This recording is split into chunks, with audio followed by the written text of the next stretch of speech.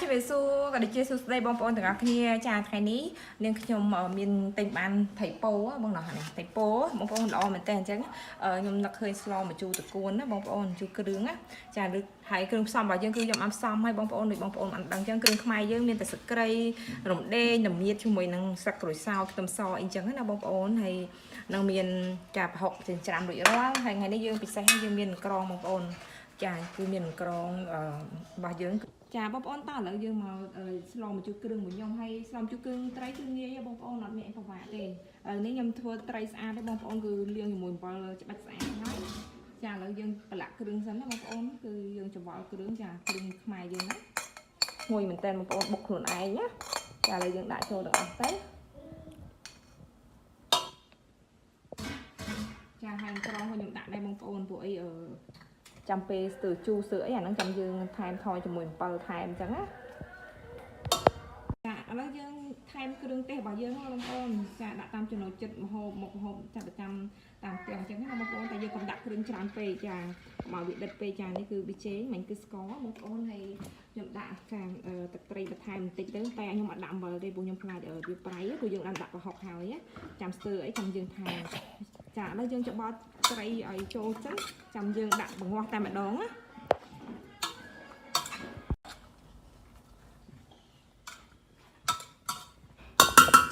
ចាបងប្អូនឥឡូវនេះខ្ញុំនេះឲ្យចាំយើងចាក់ទឹកបន្តិចធ្វើការដាក់បង្ងាស់តែម្ដងណាម្ដងបងប្អូន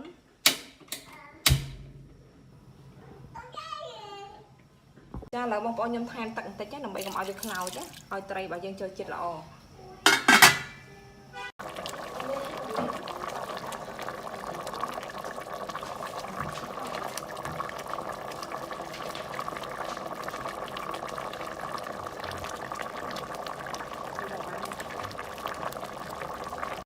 ចាបងប្អូនឥឡូវត្រីរបស់យើងគឺចូលជាតិល្អហើយឥឡូវយើងចាក់ទឹកបន្តិចដើម្បីធ្វើការបង់បន្លែអញ្ចឹងណាចាឥឡូវយើងគ្របបន្តទៀតដើម្បីឲ្យវាពុះយើងបង់បន្លែតែម្ដងចាបងប្អូនឥឡូវគឺត្រាក់សឡយើងឆ្អិនហើយយើងភ្លក់ឲ្យថែមថយតាមចំណូលចិត្តបងប្អូនហើយយើងភ្លក់សិនចាល្មមឲ្យបងប្អូនជូរល្មមយើងនេះបានណាយើងអាចដាក់បន្លែបានទេតាមតំណងតែខ្ទិះតែម្ដងណាចាបងប្អូនឥឡូវយើងថែមជូរបន្តិចដោយសារ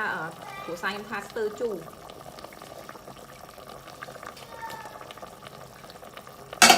ចាឥឡូវបងប្អូនសឡត្រីយើងគឺឆ្អិនហើយយើងចាប់ផ្ដើមដាក់តកួនណាយ៉ាងតកួនរបស់យើងហ្នឹងគឺខ្ចីមែនតើខ្ញុំបេះតែដើមទេព្រោះខ្ញុំមិនសូវចូលចិត្តស្លឹកណាបងប្អូនដាក់ទៅវាហ្នឹងបន្លែងសឡយើងណាតែខ្ញុំដាក់តែបន្លែ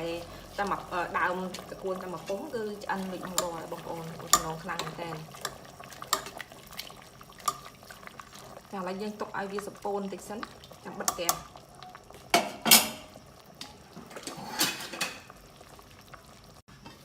ចាបងប្អូនឥឡូវស្លយើងឆ្អិនហើយយើងបង់ម្ទេស2គ្រាប់ទៅបន្ថែមរសជាតិខ្ញុំអត់បានបុកដាក់ឲ្យបងប្អូនដោយសារតែយើងមានកូនតូចអញ្ចឹងមានតែវិធីហ្នឹងទេឥឡូវឆ្អិនរួចរាល់ហើយបងប្អូនដោយសារតែទឹកពួនយើងក៏អាលួយពេកក៏អត់ឆ្ងាញ់ដែរយើងអាចបិទបានហើយអូតំណខ្លាំងមែនទេបងប្អូន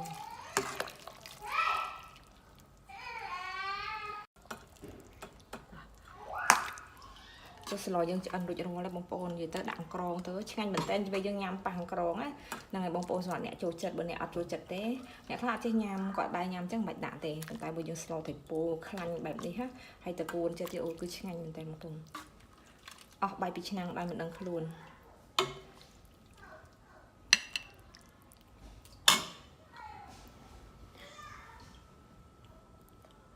ចាបងប្អូនឥឡូវសឡម្ជូរគ្រឿងចាត្រីពោរបស់យើងគឺបានឆ្អិនរួចរាល់ហើយបងប្អូនគឺឈ្ងុយខ្លាំងមែនតើចាហើយសម្រាប់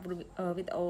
ចាសឡម្ជូរគ្រឿងរបស់ខ្ញុំថ្ងៃនេះគឺមានតែប៉ុណ្្នឹងទេបងប្អូនអរគុណច្រើនសម្រាប់ការទស្សនាវីដេអូរបស់នាងខ្ញុំកន្លងមកអញ្ចឹងចាំជួបគ្នាជាមួយនឹងคลิปក្រោយៗរបស់នាងខ្ញុំទៀតណាបងប្អូនអញ្ចឹងអរគុណជម្រាបលា